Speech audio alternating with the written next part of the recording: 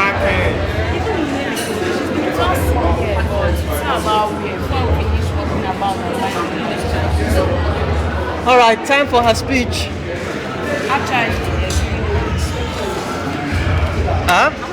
wait, my face oil. My face doesn't have to be oil when I'm doing my big speech. It's real time. Oh, we give you job that bottle like here. What's your problem? It's a Christmas call. Actually, after we left school, first of all, I knew that yes, I had very good friends. Not good is an understatement. I knew I had great friends, both males, both females, and I actually saw everyone as my brother, my sister, mother. Yeah, so when we all left and went for internship, I was actually expecting that it was going to be kind of easy, you know, finding people like you guys and creating a family like you guys. But to tell you guys, sincerely, after we left school, we've only been able to make two friends. I made one of them during my internship period. He's a guy, he's an internship very close and all that. At some point in time, he was Osaro. At another time, he was Aigbe. At another time, he was Bella. Then I received Big Boy name. Then I received. So it was like I was in everybody.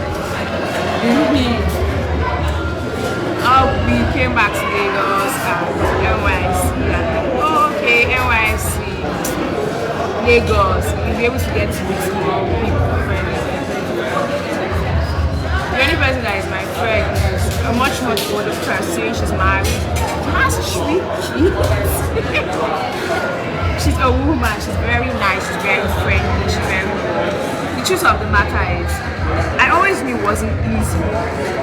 Theoretically, I always knew it wasn't easy to find great friends. But it's staring you on the face, and you realize that it's really not easy. Whether it's finding or making, whatever the case may be, great friends.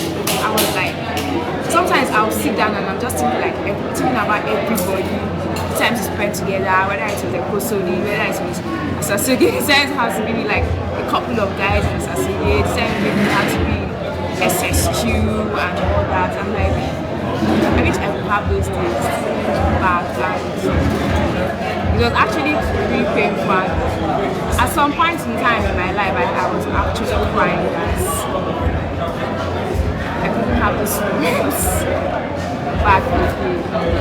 Anyway, being in Lagos was, for me, it was much easier because, okay, he was a bit closer. Well, he wasn't really close, But to an extent, we did try a couple of times. You don't know how much difficult this is, like to get all of us together. And this will tell me I'm not going. This will tell me I'm not clubbing. This will tell me I'm clubbing. Be able to find a little bit of time together, and very little time we had together, we spent together. I really did appreciate it. And to tell you the truth, right now, Vicky, when we're leaving school, I realized we're not sad. I think we were happy. We are sad. We are sad like at the beginning of year 6 that we're leaving school. That we're going to separate. So it wasn't even that.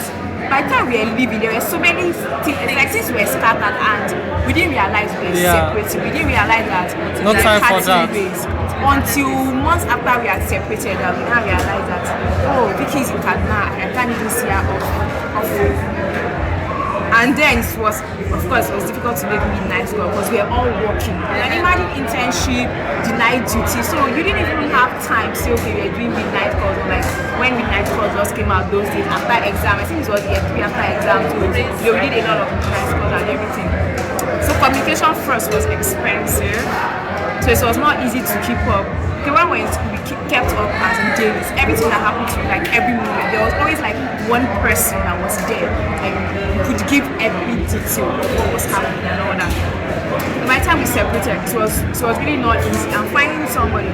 Okay, I was able to find Jibola and Jibola. I was able to talk to him and we flowed. We had our poets, we had our makeup. But since after him, okay, there was somebody else I was close to and we got talking and got to know a lot of things about me. But at some point in time, I think he started feeling like I'm maybe a sports girl, I'm dependent, I complain, I'm low needy.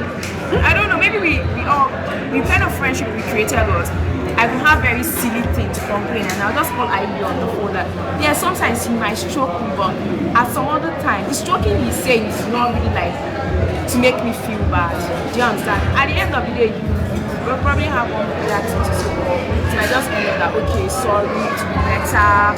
For the ladies, I think I find more hands on the ladies that if you really want to be very free everywhere, you guys.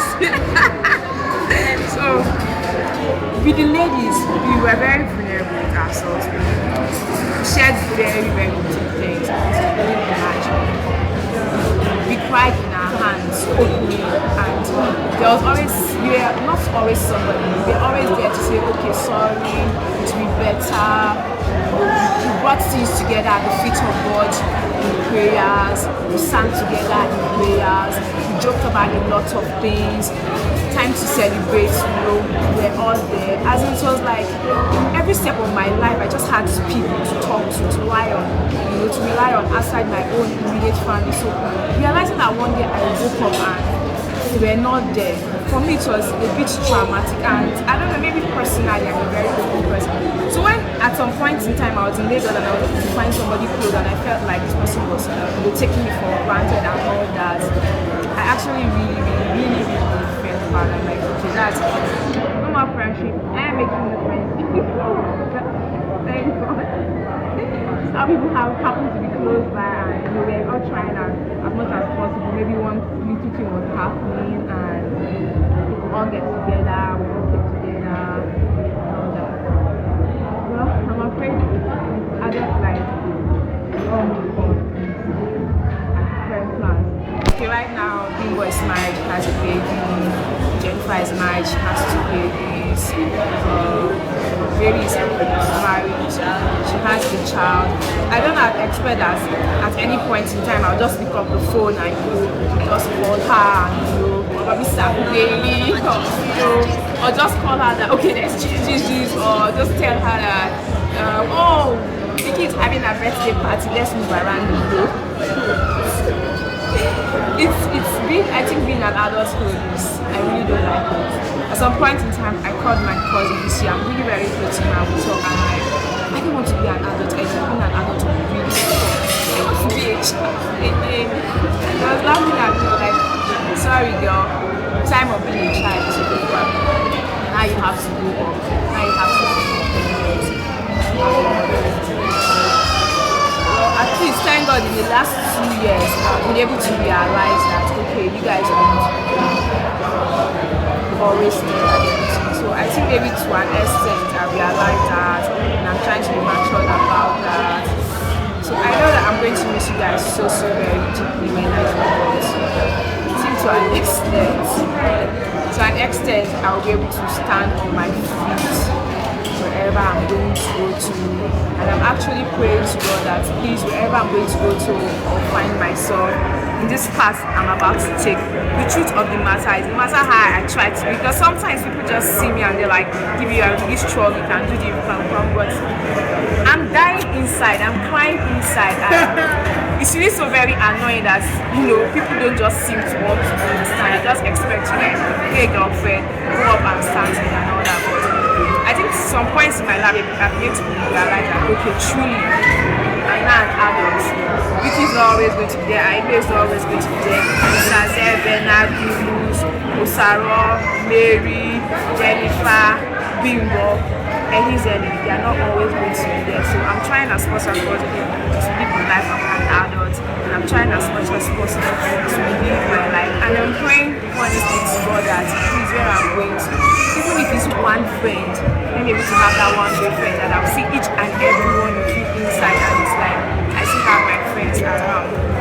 Sincerely, a lot of people travel out and they don't keep in touch. That last time I was talking to Bernard was like, Dumbiri, hope when you leave, you're not going to stop keeping in touch. And I'm like, sincerely, okay, the truth is, okay, maybe in the last year we've not kept so much in touch, but at every point in time I'll pick up my phone and I'll call Vicky and we gist and updates. Some point in time I'll call you and we gist, what's your plan, what are you doing, and all that. So sincerely, when I get it, as much as little fun I have, even if it's for me to make projects, I will call. But the truth is, we all know that you wouldn't expect me to call all the time. Most of Yes, you wouldn't expect me to call all the time, but as much as I can call, even if I can't call everybody, I could call you and say, when you hang out with you guys, tell them they send my notes and all that. I could call you and keep the message to you that I should tell them. Then God bless Facebook. Facebook is there, it's much easier for me to my email address. drop messages. Yahoo is there, it's much easier for me to drop messages, but I'm going for my master's. This is full time.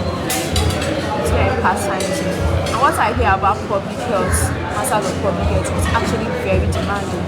From what I hear about a lot of people. most of the time is the practical part, not just tests, coursework. So I can't really tell of how often I'll be on Facebook. I can't really tell how often I'll be on Yahoo. So I'm begging you guys, before it's happening, that should I not keep up constantly? Oh, Don't understand. say that, DB has decided that our friendship is over and all that.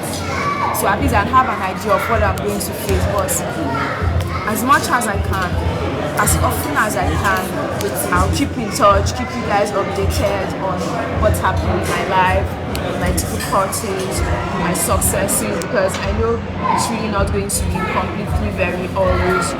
So I'll share every little moment I can with all of you. So don't be offended if I don't call of you, or if I'm not on Facebook open to drop a message, or if I don't drop a message of you, or if I probably don't reply your mails of you, or even if I do not pick your call, because the truth is, no matter how we see that, say that these people are freelancers, when you are like in a class, you're not expected to answer the call. It's a professional course we're talking about here. You're dealing with professionals. So you don't do things like you're picking up calls. And from what I read, they don't accept lateness. It's either you're there or you're not there. Are you going to class every day, Monday to Friday? Yes. From the little structure I saw, I'm going to be in class like every day. So I don't know how they do their graduate assistantship thing, but work for if you get a graduate assistantship, there's a way it's structured that it doesn't clash with your classes. So if I get, I'm talking of maybe it's between classes and maybe coursework from morning till the night. So I really don't know what I'm going to face out there. And to tell you guys another truth, because you guys are my friends and I don't really keep in things for my friends.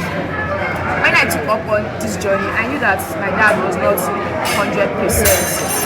I'll beat these two people. Yeah, and I'll join you to beat them. I knew that my dad was not 100% supportive. My dad retired from NNPC in 99. Big boy. So you can imagine retired in 99 when your siblings or your children are just he has money. Let's go that part. What He has money. He just Stop pension trying every to. month. Does he go to line up and Abuja for pension? So the gist is people should not actually think that. Okay, he might have money. I know that he's not Obasanjo. And I know that he also wants me to realize that, look, you are an adult. And in this part, you want to take. Don't expect me to bear the cost 100%. So he just bears like 95%. You understand? Okay, present. By the time I was able to finish all the processing, to pull up my visa, battery is going to sort. All the whole visa pin and everything. I had 1.2 million naira in my account. You had what? 1.2. Okay. Yes.